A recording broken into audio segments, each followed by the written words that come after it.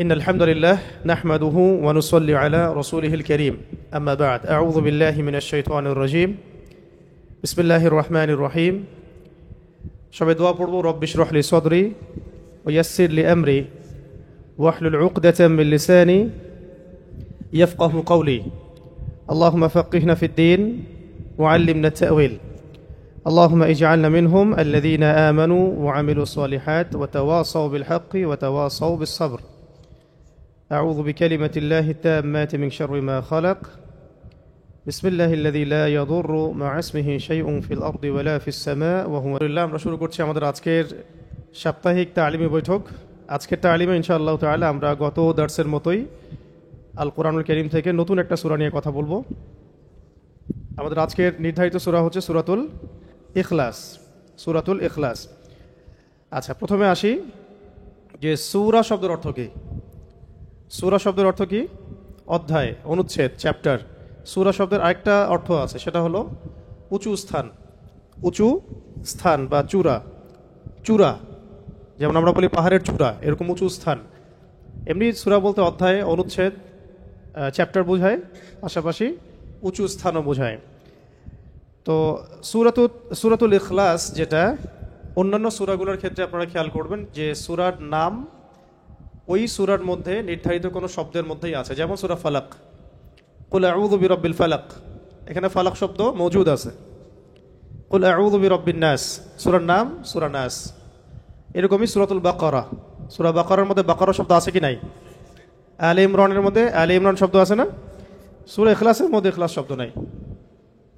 সূরা ইখলাসের মধ্যে ইখলাস শব্দ নাই। এই জন্য ইখলাস শব্দটা আলাদা করে শিখতে হবে। ইখলাস শব্দের অর্থ হচ্ছে একনিষ্ঠতা। ইখলাস শব্দের অর্থ একনিষ্ঠতা। প্রথম একটা কিস্সা বললাম, ওখানেও তো একটু ইশারা পাওয়া গেছে। ইখলাস শব্দের অর্থ হচ্ছে একনিষ্ঠতা, একাগ্রতা। আরও ভালো বাংলা কি হতে পারে? নিরঙ্কুশ বা কি হতে পারে? নির্ভেজাল। হ্যাঁ, আন্তরিকতাও হতে পারে। একনিষ্ঠতাই সবচেয়ে সুন্দর শব্দ হচ্ছে। ইখলাস মানে একনিষ্ঠতা, মানে যেখানে কোনো ভেজাল নাই, ভেজাল মুক্ত, নিরঙ্কুশ কোনো বিষয়। তো ইখলাস শব্দটা প্রথমে মাক্কি না মাদানী এটা জানা দরকার। আল কোরআনের সূরাগুলো কতভাবে ভাগ করা যায়? দুই ভাগে। একটা হচ্ছে মাক্কি সূরা, এগুলো হলো মাদানী সূরা। মাক্কি সূরা কাকে বলে? যে সূরাগুলো হিজরতের আগে নাজিল হয়েছে সেগুলো মাক্কি সূরা। মাক্কি সূরার বিষয়বস্তু কি কি হয় সাধারণত? গত দার্সে বলেছিলাম তাওহীদ, রিসালাত, আখিরাত। তাওহীদ, রিসালাত, আখিরাত। মাদানী সূরাগুলোতে এগুলোর পাশাপাশি হুকুম, আহকাম, বিধিবিধান, হুদুদ, কিসাস এগুলো থাকে। ঠিক আছে, এগুলোর মাদানী সূরা। মাদানী সূরার সংখ্যা 28টা, মাক্কি সূরার সংখ্যা 86টা। তো এই সূরাটা মাক্কি না মাদানী এটা নিয়ে ইখতিলাফ আছে। এটা নিয়ে ইখতিলাফ শব্দের অর্থ মত পার্থক্য। ইখতিলাফ মানে মত পার্থক্য। এই বিষয়গুলো জানতে হবে। আমাদের জবানের মধ্যে আরবি টার্মগুলোকে স্মুথলি যেন আসে, অর্থগুলো যেন বুঝতে পারি, এই জন্য আরবিগুলো ব্যবহার করা হচ্ছে। তো এখানে মতপার্থক্য আছে সাহাবায়ে কেরামদের মধ্যে। তবে এটাকে সমন্বয় করা যায় এভাবে যে এমন হতে পারে যে সূরাটা দুই জায়গাতেই নাজিল হয়েছে, মক্কাতেও মদিনাতেও। যেমন একটা ঘটনা আছে, সেটা হলো আব্দুল্লাহ বিন মাসউদ রাদিয়াল্লাহু আনহু থেকে। আব্দুল্লাহ বিন মাসউদ রাদিয়াল্লাহু আনহুকে কিন্তু বিশিষ্ট সাহাবী তিনি, এবং কোরআনের যারা রাইসুল মুফাসসিরিন, মানে কোরআনের সবচেয়ে বড় তাফসীর কারক, ব্যাখ্যাকারক সাহাবী, তাদের মধ্যে তিনি একজন। আব্দুল্লাহ বিন মাসউদ রাদিয়াল্লাহু আনহু আবু জেহেলের গর্দান কেটে নিয়ে আসছিলেন যে সাহাবী। আব্দুল্লাহ বিন মাসউদ কোন সাহাবী? আবু জেহেলের বদর যুদ্ধে গর্দান কেটে নিয়ে আসছিলেন যে সাহাবী। আবু জেহেলকে তো প্রথমে একেবারে শেষ করে ফেলছিলেন দুজন আনসারী সাহাবী, তরুণ তরুণ আনসারী সাহাবী, দুই মুআজ রাদিয়াল্লাহু আনহুমা। পরবর্তীতে আব্দুল্লাহ বিন মাসউদ রাদিয়াল্লাহু আনহু তার বুকের উপর পা রেখে তার গর্দান কেটে নিয়ে আসেন। তো তাকে মক্কাতে সবাই বলতে কাফেররা তুচ্ছ তাচ্ছিল্য করত আব্দুল্লাহ বিন মাসউদ রাদিয়াল্লাহু আনহুকে, কারণ তিনি নিচু বংশের ছিলেন তাদের তুলনায়। যেমন বনু মখজুম, বনু হাশিম, তাদের তুলনায় তার বংশটা ছিল একটু নিচু। এই কারণে তারা তাকে খুব তুচ্ছ তাচ্ছিল্য করত। এবং তার পায়ের ব্যাপারে একটা কথা আছে যে তার পাটা একটু চিকন ছিল, একটু চিকন ছিল, সরু ছিল, এই কারণে অনেকে হাসাহাসি করতো। নবী সাল্লাল্লাহু আলাইহি ওয়াসাল্লাম তার পায়ে ব্যাপারে একটা রেওয়ায়াত আসছে কিন্তু, যে এই পায়ের ওজন মিজানে বহু ভারী হবে। ওই পা আবু জেহেলের বুকের উপর দিয়েই তিনি তার গর্দান কেটে নিয়ে আসছেন। তো তিনি রাইসুল মুফাসসিরিনদের একজন, আব্দুল বিন মাসউদ রাদিয়াল্লাহু আনহু, এবং বলিষ্ঠ সাহাবী। আপনারা অনেকগুলো হাদিস দেখতে পারবেন তার থেকে রেওয়ায়াত হয়েছে। এবং আরেকজন সাহাবী যে উবাই ইবনে কাব কোন সাহাবী? যাকে উমর রাদিয়াল্লাহু আনহু তারাবির সালাত পড়তে বলেছিলেন, মনে আছে? তারাবির অধ্যায় যখন আসবে তখন আলোচনা আসবে আর কি, যে তারাবির সালাতের জামাত করে তাকে ইমামতির দায়িত্ব দেওয়া হয়েছিল। কোন সাহাবীকে? উবাই বিন কাব রাদিয়াল্লাহু আনহু। তিনি খুব সুন্দর তেলাওয়াত করতে পারতেন। তো এখন তারা দুজন বর্ণনা করেছেন যে মক্কাতে যখন আবু জেহেল, আবু লাহাব, উতবা সাহেবারা তারা যে ইলাহের উপাসনা করতে অভ্যস্ত, যেমন লাত, উজ্জা, হুবল, মানাত, যেগুলোকে দেখা যায় না, যেগুলোকে দেখা যায়, যেগুলোর সামনে তারা নজর মানত পেশ করে, এইরকম তারা আল্লাহ পাকের পরিচয় জিজ্ঞাসা করছিল যে আমরা তো লাত, উজ্জা, হুবল, মানাতের ইবাদত করি, লাত এমন, উজ্জা এমন, হুবল এইরকম, মানাত এইরকম, তোমার আল্লাহ কেমন, তার পরিচয় দাও আমাদেরকে। তখন আল্লাহ রাব্বুল আলামিন সূরাতুল ইখলাস নাজিল করেন। এর অর্থে আমরা তো আসতেছি একটু পরে ইনশাআল্লাহ। এখানে আল্লাহ পাকের পরিচয় দেওয়া হয়েছে। আল কোরআনের পুরো কোরআনটাতে যদি আপনি ঘাটেন, এই পুরো কোরআনটা ঘেটে আল্লাহ পাকের যে পরিচয়টা আপনি পাবেন সেটা সূরা ইখলাসে দেওয়া হয়েছে। আবার আমরা যে বলি যে আল কোরআনের 3টা পার্ট, 3 ভাগে ভাগ করা যায় আল কোরআনকে। এক ভাগ হচ্ছে তাওহীদ, এক ভাগে কি? তাওহীদ। ওই এক ভাগ তাওহীদের পুরোটাই আপনি সূরা ইখলাসের মধ্যে পাবেন। এটাকে 2 ভাগে ভাগ করা হয়েছে লেকচারটাকে, এই কারণে যে আমরা পরের অংশে তাওহীদ এবং শিরকের পুরো আলোচনা বিস্তারিত আনবো ইনশাআল্লাহ। আচ্ছা, এরপরে আসেন, এই দুজন সাহাবী রিওয়ায়াত করেছেন যে এটা মাক্কি সূরা। মক্কায় আবু জেহেল, আবু লাহাবরা এইভাবে যখন তর্ক করছিল, আল্লাহ রাব্বুল আলামিন এইভাবে সূরা ইখলাস নাজিল করেন। আরেকজন সাহাবী আব্দুল্লাহ ইবনে আব্বাস রাদিয়াল্লাহু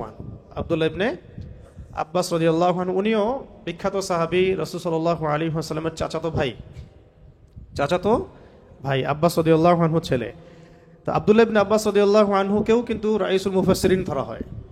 তিনি ছিলেন অনেক বড় একজন মুফাসসিরিন সাহাবীদের মধ্যে। তার ব্যাপারে রাসূল সাল্লাল্লাহু আলাইহি ওয়াসাল্লাম খাস করে দোয়া করেছিলেন। ঘটনাটা এমন ছিল যে একদিন নবী সাল্লাল্লাহু আলাইহি ওয়াসাল্লাম ওযু করছিলেন রাতের বেলা তাহাজ্জুদের সালাতের জন্য। ওযু করার আগে মানুষ তো একটু ওয়াশরুমে যায়, তিনি ওয়াশরুম থেকে বের হয়ে এসে দেখেছেন কেউ তার জন্য পানি রেখে দিয়েছে, কেউ তার জন্য ওযুর পানি রেখে দিয়েছে। তখন তিনি জিজ্ঞাসা করেছিলেন যে কে আমার জন্য পানি রেখেছে। তখন আব্দুল্লাহ বিন আব্বাস রাদিয়াল্লাহু আনহু বলেছিলেন আমি রেখেছি। নবী সাল্লাল্লাহু আলাইহি ওয়াসাল্লাম তখন তাকে খুশি হয়ে কাছে ডেকে বুকের সাথে জড়ায় ধরেন এবং তার বুকে হাত রেখে দোয়া করে দেন যে আল্লাহুম্মা ফাক্কিহহু ফিদ্দীন ওয়া আল্লিমহু তা'ওয়িল। দোয়াটা হচ্ছে আল্লাহুম্মা ফাক্কিহহু ফিদ্দীন ওয়া আল্লিমহু তা'ওয়িল। আল্লাহ তাকে দ্বীনের গভীর বুঝ দান করুন এবং তাকে কোরআনের ব্যাখ্যার তৌফিক দান করেন। তা'ওয়িল মানে ব্যাখ্যা করা, ইন্টারপ্রিটেশন, আমরা যেটা ইংরেজিতে বলি কি ইন্টারপ্রিটেশন। তো এটা হলো রাসূল সাল্লাল্লাহু আলাইহি ওয়াসাল্লামের খাস দোয়া। এই দোয়ার বদৌলতে তিনি রাইসুল মুফাসসিরিন হয়ে গেছেন। যদি আপনারা কখনো হজ-উমরা করতে যান, সেখানে তায়েফ সফর থাকে, অনেকে যায় তায়েফে আব্দুল্লাহ বিন আব্বাস রাদিয়াল্লাহু আনহুর মসজিদ আছে, যেখানে তিনি দার্স দিতেন। সেখানে তার বাসা আছে এখনো, ওখানে তার কবর ওখানেই আছে। ওখানে গেলে এটা জিয়ারা করতে পারবেন ইনশাআল্লাহ, ঠিক আছে? তো উনি বলেছেন যে মদিনা ইহুদিরা একবার এসে রাসূল সাল্লাল্লাহু আলাইহি ওয়াসাল্লামকে জিজ্ঞাসা করেছিল। তাদের ভাষ্যটা এরকম ছিল যে আল্লাহ পাক তো ফেরেশতাদেরকে আলো দিয়ে সৃষ্টি করেছেন, নূর দিয়ে। ইবলিসকে মানে জিন জাতিকে আল্লাহ সৃষ্টি করেছেন আগুন দিয়ে। আল্লাহ পাক আসমানকে সৃষ্টি করেছেন ধোঁয়া দিয়ে, ধূম্র দিয়ে। আর জমিন সৃষ্টি করেছেন হচ্ছে পানির ফেনা দিয়ে। এটা বলছিল কে? ইহুদিরা বলছিল। ইহুদিরা এগুলো জানলো কিভাবে? তারা তো আহলে কিতাব, তাদের ওই কিতাবে তো অনেক মানে ওহী এসেছে এই পর্যন্ত, এবং সবচেয়ে বেশি নবী আসছে তো বনু ইসরাইলের মধ্যেই। তো তো তারাই প্রশ্ন করছে রাসূল সাল্লাল্লাহু আলাইহি ওয়াসাল্লামকে যে আল্লাহ পাক এইটা দিয়ে এইটা সৃষ্টি করেছেন, এইটা দিয়ে এইটা সৃষ্টি করেছেন, তো আপনি যে আল্লাহর কথা বলছেন তাকে কি দিয়ে সৃষ্টি করা হয়েছে? নাউযুবিল্লাহি মিন যালিক। তাকে কি ইয়াকুত পাথর দিয়ে সৃষ্টি করা হয়েছে নাকি সোনা দিয়ে না রূপা দিয়ে? এইভাবে তারা একটা প্রশ্ন করছিল। ইহুদিদের স্বভাব তো বুঝেনি। তখন রাসূল সাল্লাল্লাহু আলাইহি ওয়াসাল্লাম চুপ ছিলেন। এই সময় ওহী আসছে যে বলুন কুল হুয়াল্লাহু আহাদ আল্লাহুস সামাদ লাম ইয়ালিদ ওয়া লাম ইউলাদ ওয়া লাম ইয়াকুল লাহু কুফুয়ান আহাদ। তো এটাও বর্ণনা আসছে যে মদিনাতেও এটা নাজিল হয়েছে। আবার একবার একটা বর্ণনা আসছে, এটাও আনাস রাদিয়াল্লাহু আনহু থেকে। আনাস রাদিয়াল্লাহু আনহুকে চেনা আছে? রাসূলুল্লাহ সাল্লাল্লাহু আলাইহি ওয়াসাল্লামের খাদেম ছিলেন। প্রায় 8 থেকে 10 বছর তিনি খেদমত করেছেন এবং তিনি নবীকে খুব কাছ থেকে পেয়েছেন। আনাস রাদিয়াল্লাহু আনহুর জন্যও তিনি দোয়া করেছিলেন। কিন্তু আনাস রাদিয়াল্লাহু আনহুর মা ছিল খুব বুদ্ধিমতী মহিলা। যখন তিনি আমাদের নবীজি যখন মদিনায় হিজরত করে এসেছেন, তখন আনাস রাদিয়াল্লাহু আনহুর মা দ্রুত তার ছেলেকে নিয়ে গিয়েছেন, হে আল্লাহর নবী আমার ছেলের জন্য দোয়া করে দেন। খাস করে এই যে মায়েদের ভূমিকা, আল্লাহওয়ালা মানুষদের কাছ থেকে দোয়া নিতে হয়। আল্লাহওয়ালা মানুষের কাছ থেকে কি নিতে হয়? দোয়া নিতে হয়। দোয়া দিয়ে অনেক কিছু হয়, বরং দোয়া দিয়েই অনেক কিছু হয়। পরে যে তৌফিকটা ধরেন কেউ আপনার জন্য দোয়া করে দিয়েছে, কোনো বুজুর্গ ব্যক্তি, আল্লাহর ওলি, হয়তো ওই দোয়ার বরকতেই আপনি ওই তৌফিক পাবেন, সেই এনার্জি পাবেন, সেই লাইব্রেরি পাবেন, সেই সোহবত পাবেন, সেই বই পাবেন, সেই ফুরসত পাবেন, যাতে করে আপনি বড় আলেম হতে পারেন। সব কিছু এর সাথে রিলেটেড হবে আর কি। তো আনাস রাদিয়াল্লাহু আনহু মা এইভাবে জিজ্ঞাসা করলেন, ইয়া রাসূলুল্লাহ আমার ছেলের জন্য দোয়া করে দেন। তো তার জন্য নবী সাল্লাল্লাহু আলাইহি ওয়াসাল্লাম দোয়া করেছিলেন, আল্লাহুম্মা বারিক লাহু ফিমা আতাইতাহু। এরকম ছিল হয়তো বা দোয়াটা। আরেকটা বর্ণনা পাওয়া যায়, আল্লাহুম্মা বারিক ফি হায়াতিহি ওয়া ফি রিজকিহি ফি ইমানিহি ওয়া আমালিহি আও কামা ক্বালা আলাইহিস সালাম। অর্থ হচ্ছে যে হে আল্লাহ আপনি তার মধ্যে বরকত দান করেন। আল্লাহ আপনি তার মধ্যে বরকত দান করেন, তার রিজিকে, আহলে, পরিবারে, জানে মালে আপনি বরকত দান করেন। কয়েকটা জায়গায় কয়েক রকম আসছে আর কি। তো আমরা বলি না বারাকাল্লাহু ফিক, এরকম। তো এই বরকতে আনাস রাদিয়াল্লাহু আনহুর এমন অবস্থা হয়েছিল যে মদিনায় কারো বাগানে খেজুর না ধরলেও তার বাগানে খেজুর ধরত। এবং তিনি বলতেন যে তিনি সবচেয়ে শেষে ইন্তেকালকারী সাহাবীদের একজন, লম্বা নেক হায়াত পেয়েছেন, প্রায় 100 বছরের ঊর্ধ্বে তিনি বেঁচেছেন আনাস রাদিয়াল্লাহু আনহু। এবং ইসলামের এই প্রথম স্বর্ণযুগ তিনি পেয়েছেন। প্রথম স্বর্ণযুগ মানে আবু বকর সিদ্দিকের জামানা, রাসূলুল্লাহর জামানা তো পেয়েছেনই, আবু বকর সিদ্দিকের জামানা, উমর ইবনে খাত্তাবের জামানা, ওসমান রাদিয়াল্লাহু আনহুর জামানা, আলী ইবনে আবি তালেবের জামানা, এই জামানাগুলো তিনি পেয়েছেন। কত সৌভাগ্যের বিষয়। তো এখানে একটা বর্ণনা আছে, ওইটাও বলে দেই আপনাদেরকে। এখানে প্রাসঙ্গিক একটা হাদিসও আছে। নবী সাল্লাল্লাহু আলাইহি ওয়াসাল্লাম একটা জায়গায় সাহাবীরা প্রশ্ন করছিলেন যে ইয়া রাসূলুল্লাহ সবচেয়ে সৌভাগ্যবান ব্যক্তি কারা, সবচেয়ে সৌভাগ্যবান ব্যক্তি কাদেরকে ধরা হতে পারে? অনেক জায়গায় অনেক বর্ণনা আসছে, তবে একটা বর্ণনা আমি বলছি এখানে, যে এক জায়গায় নবী সাল্লাল্লাহু আলাইহি ওয়াসাল্লাম ইশারা দিয়েছেন, ইরশাদ করেছেন যে সবচেয়ে সৌভাগ্যবান তারা যাদের জন্যে নেক হায়াতকে লম্বা করা হয়েছে, নেক আমলকে বৃদ্ধি করা হয়েছে। চমৎকার উত্তরটা, যাদের জন্য নেক হায়াতকে লম্বা করা হয়েছে, নেক আমলকে বৃদ্ধি করা হয়েছে। হাদিসে আসছে এভাবে, লিমান তালা উমরুহু ওয়া হাসুনা আমালুহু, লিমান তালা উমরুহু ওয়া হাসুনা আমালুহু। তো এটা থেকে চাইলে আপনারা বা আমরা দোয়াও করতে পারি। আরবি জানলে এগুলো থেকে তো আপনি দোয়া বের করে ফেলতে পারবেন। এই হাদিসটা পড়ে আপনি দোয়া করলেন যে হে আল্লাহ আমাকেও তাদের অন্তর্ভুক্ত করেন যাদের নেক হায়াতকে লম্বা করা হয়েছে, নেক আমলকে বৃদ্ধি করা হয়েছে। তো এটাকে এখন আরবি দিয়ে আপনি বললেই দোয়া হয়ে গেল, বা বাংলায়ও বলতে পারেন যদি আরবি না জানেন। তো আরবিটা হবে এরকম, আল্লাহুম্মা ইজআলনি মিনহুম, আল্লাহুম্মা ইজআলনি মিনহুম লিমান তালা উমরুহু ওয়া হাসুনা আমালুহু। ঠিক আছে, এটা আরবি শিখাই দিলাম। আল্লাহুম্মা ইজআলনি মিনহুম লিমান তালা উমরুহু ওয়া হাসুনা আমালুহু। এই দোয়াটাও আপনারা প্র্যাকটিস করতে পারেন, চাইলে আমল করতে পারেন। তো আনাস রাদিয়াল্লাহু আনহু বলছেন খায়বারের ইহুদিরা এরকম প্রশ্ন করেছিল। আবার নাজরান থেকে কিছু নাসারা আসছিল, নাজরান থেকে কিছু নাসারা আসে। নাজরান একটা জায়গা ছিল, খুব বিখ্যাত একটা জায়গা। কিন্তু এই নাজরানের খ্রিস্টানদের সম্পর্কে সূরা আল ইমরানেও আয়াত আছে, মুবাহালার আয়াতগুলো পড়বেন। তো এখানে তারা এসে জানতে চাইছে যে আল্লাহ রাব্বুল আলামিন কিসের তৈরি। নাউযুবিল্লাহি মিন যালিক। তো তখন এই উত্তরে সূরা ইখলাস নাজিল হয়েছে। অনেকগুলো বর্ণনা আসছে যে সূরা ইখলাস মক্কাতেও নাজিল হয়েছে, মদিনাতেও নাজিল হয়েছে, আবার এমন হতে পারে যে উভয় ক্ষেত্রেই আল্লাহ পাক নাজিল করেছেন, এমনও হতে পারে। এখানে ইখতিলাফটা মানে মৌলিক বিষয় না, মূল বিষয় হচ্ছে কোন প্রেক্ষাপটে নাজিল হয়েছে। যখন কাফেররা আল্লাহর পরিচয় জিজ্ঞাসা করেছে, মূল কারণটা কি? যখন কাফেররা আল্লাহর পরিচয় জিজ্ঞাসা করেছে, তাহলে ওখানে ওই সময় কাফের ছিল কারা কারা? এক, মুশরিকরা যারা মূর্তি পূজা করত। ওয়ার্ল্ডের সাথে মিলাবেন, এখনও কিন্তু ওয়ার্ল্ডে ওইরকমই কাফের আছে। এক ধরনের কাফের ছিল ওই সময় আবু জাহেল, আবু লাহাবরা, যারা মূর্তি পূজারী, মুশরিক। এদেরকে কি বলে? মুশরিকিন। এরা ছিল মুশরিক। এক প্রকার কাফের ছিল যারা ছিল প্রকৃতি পূজারী, গাছপালা, চন্দ্র সূর্য এগুলো উপাসনা করত, এরাও মুশরিক। আর এক প্রকার ছিল আহলে কিতাবদের মধ্যে ইহুদিরা, যারা উযায়ের আলাইহিস সালামকে আল্লাহর পুত্র মনে করত। সূরা তাওবার মধ্যে আয়াত আছে না, ওয়াকালাতিল ইয়াহুদু উযাইরুন ইবনুল্লাহ ওয়াকালাতিন নাসারাল মাসীহু ইবনুল্লাহ। সূরা তাওবার মধ্যে দেখবেন তো আল্লাহ পাক উভয়কে ধ্বংস হোক বলেছেন, কাতালাহুমুল্লাহ, আল্লাহ এদেরকে ধ্বংস করুক। এখন তো ইহুদিরা এভাবে উযায়ের আলাইহিস সালামকে আল্লাহর পুত্র সাব্যস্ত করত এবং ফেরেশতাদেরকে আল্লাহর কন্যা মনে করত। নাউযুবিল্লাহ। ঠিক আছে। আবার ঈসা আলাইহিস সালামকে আল্লাহর পুত্র মনে করত খ্রিস্টানরা, নাসারারা। খ্রিস্টানরা ঈসা আলাইহিস সালামকে আল্লাহ পাকের পুত্র মনে করত। আরেক প্রকার কাফের ছিল আরবের মধ্যে, এদেরকে বলতো মাজুস। কি বলতো? মাজুস। মাজুস মানে হচ্ছে অগ্নি পূজারী। মাজুস মানে অগ্নি পূজারী। তাহলে কয় শ্রেণীর কাফের পেলেন? এক তো পুরো মুশরিক, মূর্তি পূজারী। এই ওয়ার্ল্ডে আছে, আমাদের রাষ্ট্রেও আছে, প্রতিবেশীতেও আছে। ঠিক আছে না?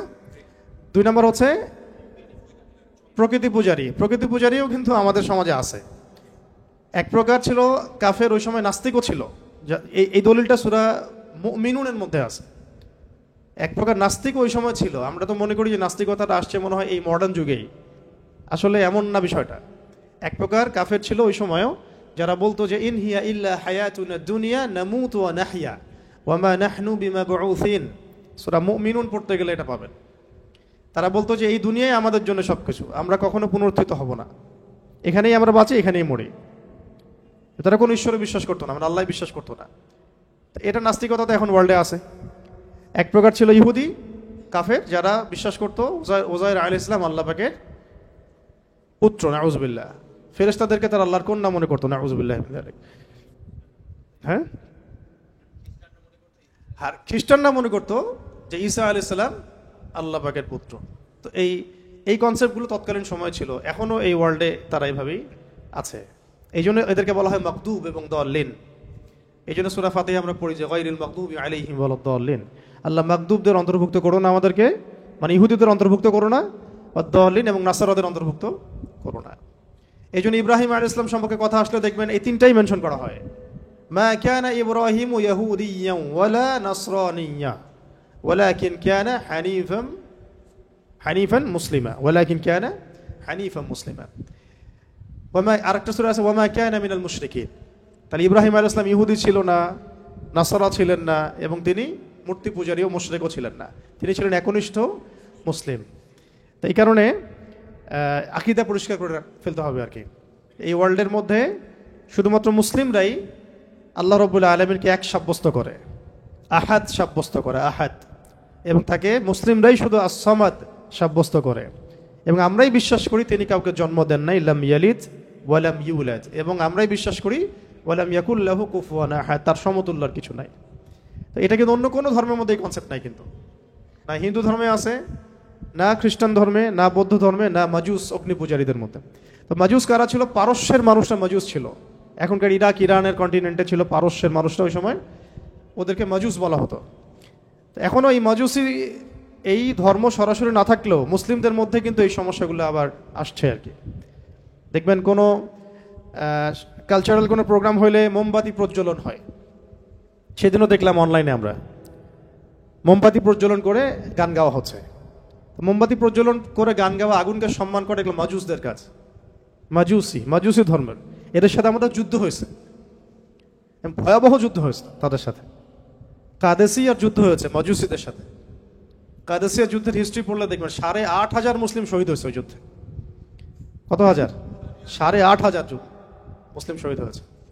কাদেসিয়া যুদ্ধের পরে এই যে হীরা নগরী, ইরাকের পুরো ইরাক ইরান কন্টিনেন্টটা আমাদের মানে দখলে চলে আসছে আর কি। এরপর থেকে এই জায়গায় আর মানে ইহুদি খ্রিস্টান মাজুসিরা ঢুকতে পারে না, কিন্তু এখন নতুন করে ফিতনা তো আছেই, তো ওইটা অন্য আলোচনা। তো এখন আমরা বুঝতে পারলাম যে এই সূরাটা নাজিল হয়েছে কোন প্রেক্ষাপটে, যখন কাফেররা আল্লাহ পাকের পরিচয় জিজ্ঞাসা করছে। কারণ যারা শিরকে লিপ্ত, কুফরিতে লিপ্ত, তারা দেখছে যে আল্লাহ তাদের আল্লাহ সামনে, তাদের দেবতা সামনে, তারা দেখতে পারে।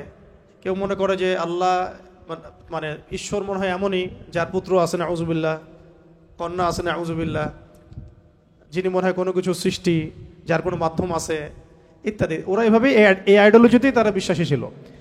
তো তারা এখন নবী সাল্লাল্লাহু আলাইহি ওয়াসাল্লামকে প্রশ্ন করছে যে তোমার আল্লাহ কেমন? আমাদের তো ইলাহ আমরা এরকম মনে করি, আমাদের ইলাহ বা আমাদের ঈশ্বরকে তো আমরা এমন মনে করি, তো তোমার আল্লাহ কেমন? তোমার আল্লাহ এর ডেফিনেশন দাও। তখন আল্লাহ রাব্বুল আলামিন সূরা ইখলাস নাজিল করেন।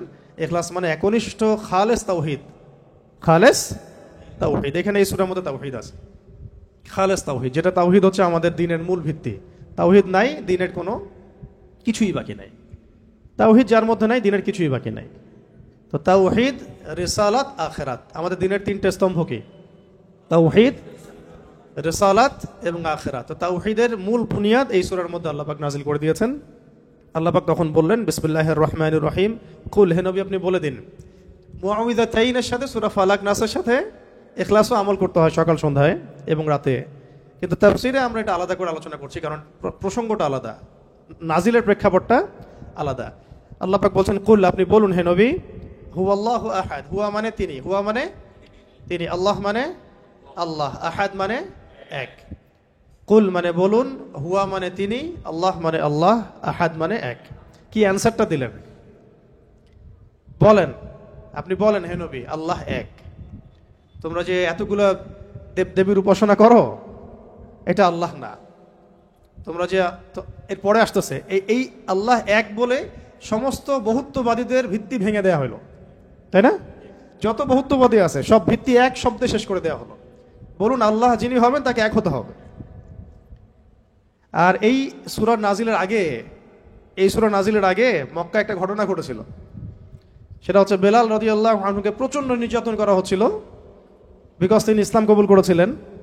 হ্যাঁ, বেলাল হাবশী রাদিয়াল্লাহু আনহু, যার পায়ের আওয়াজ নবী সাল্লাল্লাহু আলাইহি ওয়াসাল্লাম শুনতেন জান্নাতে গেলে। তা আমরা এটা বলছিলাম আজকে এক জায়গায় আলোচনায়, যে নেতা এমন হতে হবে যিনি তার কর্মীদের বা তার অনুসারীদের পায়ের আওয়াজ পর্যন্ত চিনে। আর আমরা এখন অনলাইনে ফ্যান ফলোয়ার্সদেরকে মনে করি যে তারা আমার সাথে একটা রেভলিউশনে গেলে আমার সাথে থাকবে। ফ্যান ফলোয়ার্স দিয়ে রেভলিউশন হয় না, বিপ্লব হয় না। নিবেদিত প্রাণ একনিষ্ঠ মানুষ লাগবে পাশে, আশেপাশে, যাদেরকে আমি চিনি, যাদেরকে আমি দেখেছি, যাদের পায়ের আওয়াজও আমি চিনি। নবী সাল্লাল্লাহু আলাইহি ওয়াসাল্লাম যাদেরকে নিয়ে সমাজ বিপ্লব করেছেন, তারা দারুল আরকামে গড়ে উঠেছেন। প্রতিদিন দেখা হতো, সাক্ষাৎ হতো, 5 ওয়াক্ত নামাজও দেখা হতো, তাই না? একে অপরকে জানতেন, বুঝতেন, চিনতেন। আর আমরা এখন ভার্চুয়াল একটা মানে জগৎকে আমাদের অনেক কিছু মনে করি। তো এখানে একটা বিষয় মাথায় দিয়ে দিই আপনাদেরকে, যদি সমাজ বিপ্লবের ফিকির থাকে তাহলে আমাদেরকে কাছাকাছি আসতে হবে আর কি। কাছাকাছি আসতে হবে মানে কাছাকাছি জামাবদ্ধ থাকতে হবে, একে অপরের সাথে কমিউনিকেশন থাকতে হবে, দেখা সাক্ষাৎ থাকতে হবে, ওঠা বসা থাকবে, চলাফেরা থাকবে। এইরকম আমাদের সাপোর্ট করতে পারে অনেক মানুষ, বিদেশ থেকেও অনেকে সাপোর্ট করতে পারে, দেশে ভালো কিছু হতে পারে না। কিন্তু আপনি যে অভ্যুত্থান, বিপ্লব যেগুলো বলছেন শব্দগুলো, বা দিন প্রতিষ্ঠা, আল্লাহর দিন, আল্লাহর জমিন, আল্লাহর দিন কায়েম, এগুলোর জন্য একনিষ্ঠ মানুষ দরকার আশেপাশে। একটা পুরো মানে একটা চেইন অফ কমান্ড দরকার, এক কথা। এটা ছাড়া ভার্চুয়ালি হয় না এগুলা। যাই হোক, ওটা ভিন্ন প্রসঙ্গ। আমরা এখন যেটা বলছিলাম যে বেলাল রাদিয়াল্লাহু আনহুর পায়ের আওয়াজও নবীজি চিনতেন। তিনি কিন্তু যখন তাকে দেখানো হচ্ছে তখন কিন্তু তিনি তাকে দেখেন নাই যে বেলাল রাদিয়াল্লাহু আনহু সামনে হাঁটতেছেন, তার পায়ের খসখস আওয়াজ শুনছেন। ওর কোনো বর্ণনা আসছে খরম যে পড়তাম না আমরা আগে, খটখট খট করে শব্দ হতো, এই আওয়াজ তিনি পাচ্ছিলেন। তো এই আওয়াজ যে বেলাল রাদিয়াল্লাহু আনহুর, তিনি কিভাবে বুঝলেন? তার মানে দুনিয়াতে যখন বেলাল রাদিয়াল্লাহু আনহু তার আশেপাশে চলছেন, তার আওয়াজ তো তিনি শুনতে পাচ্ছেন। দেখছেন এবং আল্লাহ পাক তাকে জানিয়ে দিচ্ছেন এটা বেলাল রাদিয়াল্লাহু আনহুর মর্তবা মাকাম। তো এটাকে একদিন বলেছিলাম না, তিনি ওযু করতেন, ওযু করে 2 রাকাত নামাজ পড়তেন। যখন ওযু ভেঙে যাইতো তখন নতুন করে ওযু করতেন এবং 2 রাকাত তাহিয়াতুল ওযুর নামাজ পড়তেন। এই জন্যে বেলাল রাদিয়াল্লাহু আনহুকে এইরকম জান্নাতে মাকাম দেওয়া হয়েছে। এটা একটা খাস আমল আর কি, শুধু এই জন্যই না, তার তো তাওহীদ, রিসালাত, আখিরাত, দ্বীন ইসলামের বিষয়গুলো, দাওয়াত, জিহাদ সব তো আছেই।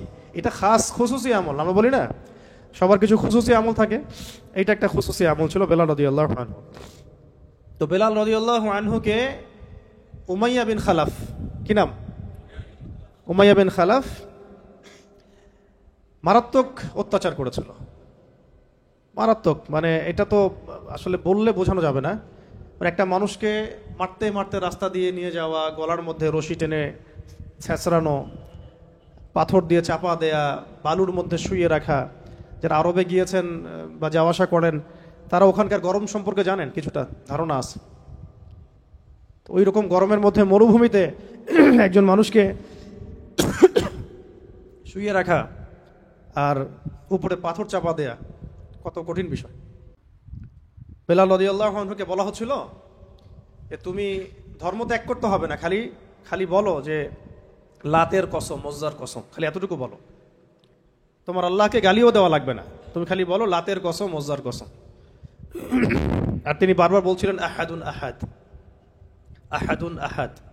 যত মারা হচ্ছে তত বলছেন আল্লাহ এক, আল্লাহ এক, আহাদুন আহাদ। এরপরে সূরা নাজিল হয়ে গেল কাফেরদের প্রশ্নের প্রেক্ষাপটে, বলো আল্লাহ এক, কুল হুয়াল্লাহু আহাদ। এটার সাথে বেলাল রাদিয়াল্লাহু আনহুর একটা এই আহাদ শব্দটা আল্লাহ পাকের কাছে এতই কবুল হয়ে গেছে যে আল্লাহ পাক নিজের পরিচয় দিচ্ছেন প্রথম, বলো আল্লাহ এক। এই এক শব্দ দিয়ে, আহাদ শব্দ দিয়ে সমস্ত মুশরিকদের যত দ্বৈতবাদী আছে, বহুত্ববাদী আছে, তাদের সবার ভিত্তিটা ভেঙে দেওয়া হয়েছে। যে একজন সত্তা আল্লাহ হতে পারবে না যদি সে এক না হয়। এখন আপনি হিসাব করে দেখেন যে হিন্দুত্ববাদী যারা বাংলাদেশে, তাদের দেবতাকে একজন, অসংখ্য দেবতা। তারপর যারা বহুত্ববাদী তাদেরকে দেবতা একজন। যারা নক্ষত্রের পূজা করে, নক্ষত্র কি একটা?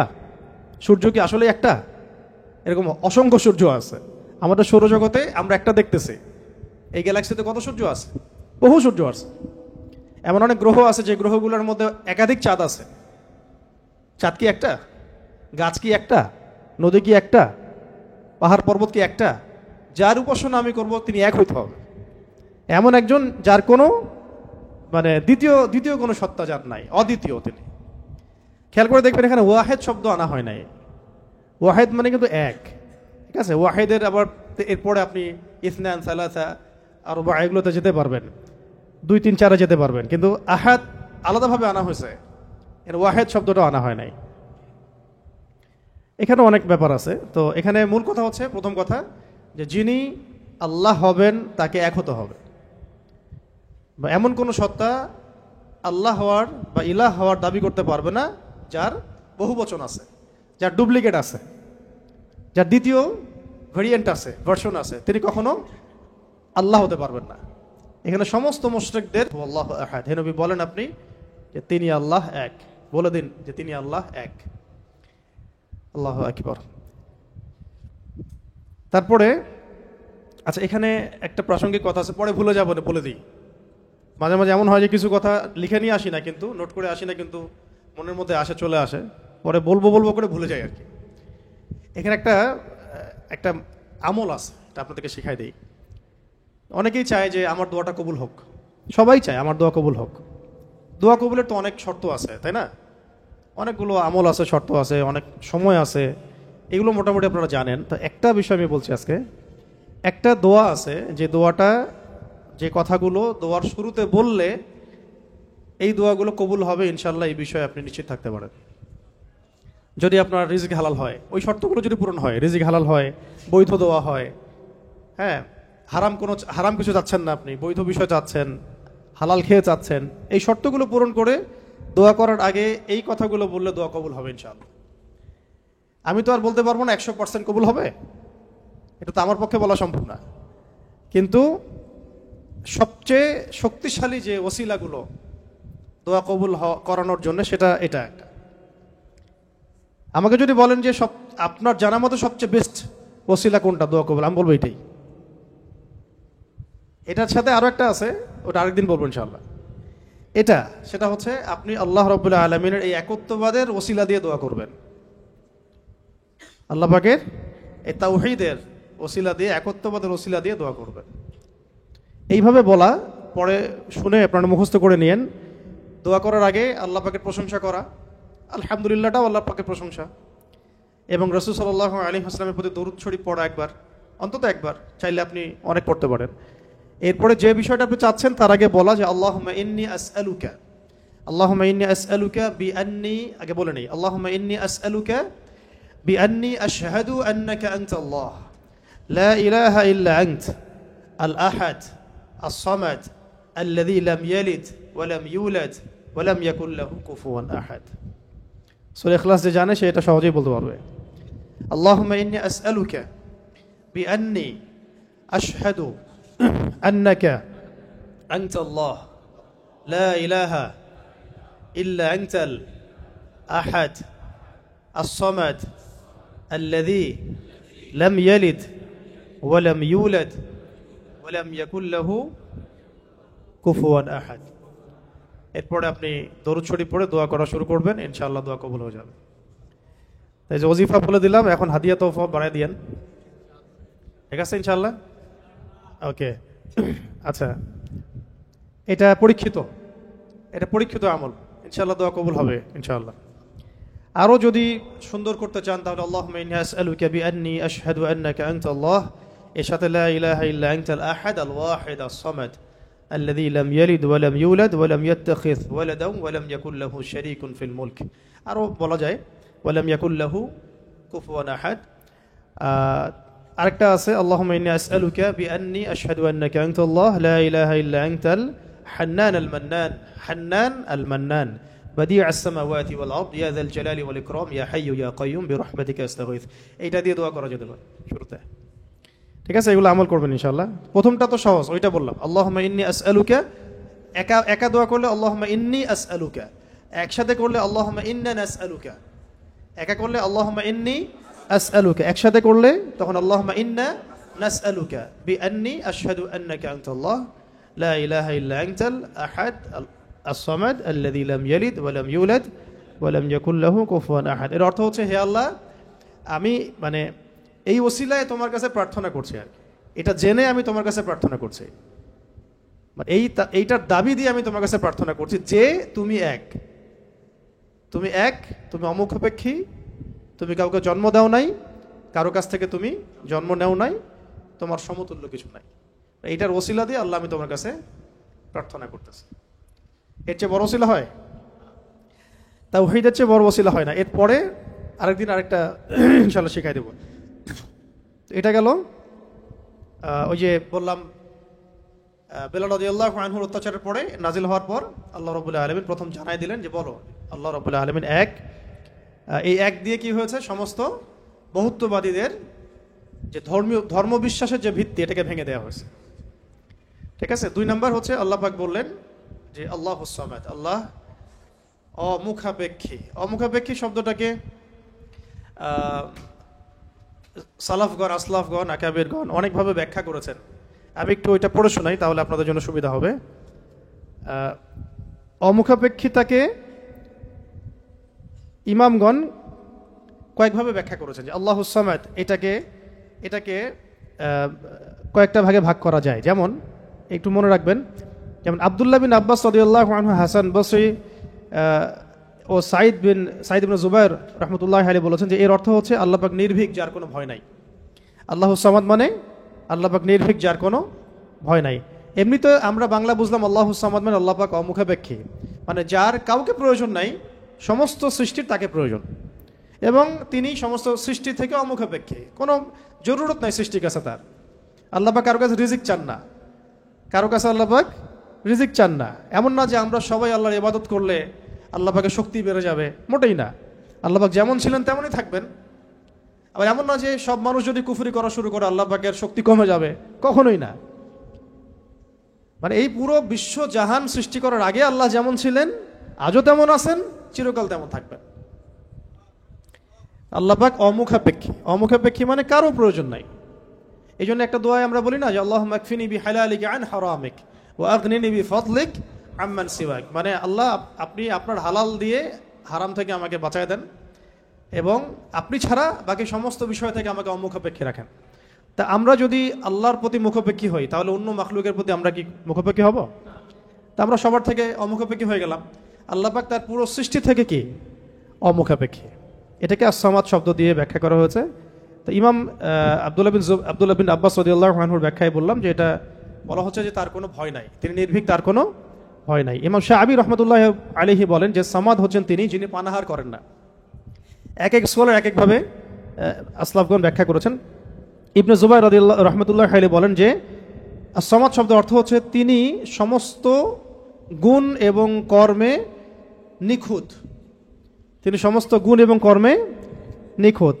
হযরত কাতাদা রাহমাতুল্লাহি আলাইহি বলেন যে সমগ্র সৃষ্টি জগৎ ধ্বংস হওয়ার পর যিনি বাকি থাকবেন তিনি হচ্ছেন as-সামাদ।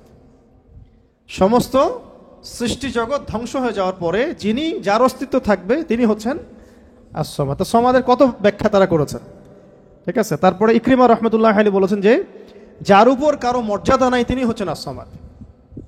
যার উপরে কারো আর মর্যাদা নাই তিনি হচ্ছেন as-সামাদ। তারপরে ইমাম রাজি রহমতুল্লাহ আলাইহি বলেছেন সামাদ হচ্ছেন তিনি যার উপরে কখনো কোনো বিপদ আপদ আসে না। সামাদ হচ্ছেন তিনি যার উপরে কখনো কোনো বিপদ আপদ আসে না। তারপরে আবুল ওয়াইল শাকিক ইবনে সালামা রহমতুল্লাহ আলাইহি বলেন যে সামাদ হচ্ছেন তিনি যিনি সর্বত্র তার কর্তৃত্ব প্রতিষ্ঠা করতে পারেন। সর্বত্র যার কর্তৃত্ব তিনি প্রতিষ্ঠা করতে পারেন। কারো মতে, কোন কোন স্কলারের মতে সামাদ হচ্ছেন তিনি সামাদ হচ্ছেন তিনি যার কাছে সমস্ত মাখলুককে প্রয়োজন পেশ করতে হয়, যার কাছে সমস্ত মাখলুককে প্রয়োজন পেশ করতে হয়। আর আরেকজন স্কলার তিনি বলেছেন সামাদ হচ্ছেন তিনি যিনি সমস্ত দোষ ত্রুটি থেকে মুক্ত, সমস্ত দোষ ত্রুটি থেকে মুক্ত। এগুলো আরো বিস্তারিত আপনারা পাবেন তাফসীরে জালালাইনের মধ্যে আছে, ঠিক আছে।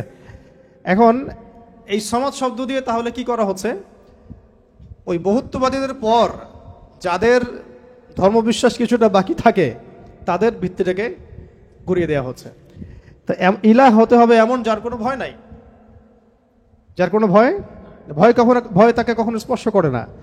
ইলাহ হতে হবে এমন একজন সত্তাকে যিনি কারো মুখাপেক্ষী নন। যত স্ট্যাচু আছে এগুলো তো মুখাপেক্ষী, ওকে তো বানানো হয়েছে, সে তো নিজেকে বানায় নাই, সে কারো মুখাপেক্ষী, সে তো খালেক না, সেও মাখলুক। তারপরে যারা মানুষ যারা নিজেদেরকে বিশ্বমঞ্চে বড় করে ফুটিয়ে তোলে বা নিজেদেরকে রবের আসনে অধিষ্ঠিত করার চেষ্টা করে, তারা কি অমুখাপেক্ষী? তারাও মুখাপেক্ষী, সবাই মুখাপেক্ষী। আবার ইহুদিরা যে ধর্মবিশ্বাসে চলছে তারা কি অমুখাপেক্ষী? নাসারাদের ক্ষেত্রে সেম, তারা মুখাপেক্ষী। মাজুসিরা তারাও এমন ইলাহের উপাসনা করে যারা মুখাপেক্ষী। শুধুমাত্র মুসলিমরাই এমন একজন ইলাহের উপাসনা করে বা ইবাদত করে, উপাসনা না ইবাদত করে, যিনি অমুখাপেক্ষী, সমস্ত ত্রুটি থেকে মুক্ত, বিচ্যুতি থেকে মুক্ত, যিনি সমস্ত দোষ ত্রুটি থেকে মুক্ত, যিনি হচ্ছেন কারো কাছে কিছু চান না, সবাই তার কাছে চায়, যাকে কখনো বিপদ আপদে স্পর্শ করে না, যিনি পানাহার করেন না, যিনি তার সৃষ্টি এবং কর্মে নিপুণ এবং যার উপরে কারো কোনো মর্যাদা নাই। এবং যখন সৃষ্টি জগৎ ধ্বংস হয়ে যাবে যিনি বাকি থাকবেন তিনি হচ্ছেন আল্লাহ রাব্বুল আলামিন। তো এখানে as-সামাদ শব্দের অনেক গভীর কথা আছে, ব্যাখ্যা আছে আর কি। এগুলো ইনশাআল্লাহ আমরা আরো পরের সেশনে করবো ইনশাআল্লাহ। আজকে আমরা একটু কোড আলোচনা করতেছি। 3 নম্বরে আল্লাহ রাব্বুল আলামিন বলেছেন যে বলুন হে নবী যে আল্লাহ তিনি লাম ইয়ালিদ ওয়া লাম ইউলাদ। বলুন তো, সামনে কমন নেওয়া হয়েছে, কুল বলুন আল্লাহ এক, আল্লাহুস সামাদ, আল্লাহ as-সামাদ, আল্লাহ অমুখাপেক্ষী। আপনি বলে দিন হে নবী যে লাম ইয়ালিদ ওয়া লাম ইউলাদ। লাম ইয়ালিদ তিনি জন্ম দেন নাই, লাম ইয়ালিদ মানে তিনি জন্ম দেন নাই। এটা দিয়ে কাদের ভিত্তি ভেঙে দেওয়া হলো? ওই যে ইহুদি খ্রিস্টানদের, যারা আল্লাহর পুত্র সাব্যস্ত করে, কন্যা সাব্যস্ত করে, ওদের ধর্মবিশ্বাসের ভিত্তি ভেঙে দেওয়া হলো। লাম ইয়ালিদ তিনি জন্ম দেন নাই। তো এমন একজন সত্তাকে আল্লাহ হতে হবে যিনি কাউকে জন্ম দেন না কখনো। আমরা এই দুনিয়াতে যা দেখছি সবকিছু কিন্তু জন্মিত, বা জন্ম দিচ্ছে বা জন্মিত। মানুষের কথা বলেন, আপনি যে কোনো মাখলুকের কথা বলেন, এমনকি প্রকৃতির যে বিষয়গুলো আমরা দেখি এগুলোও তো জন্মিত আর কি, মাখলুক, এগুলো কোনো না কোনো জায়গা থেকে আসছে।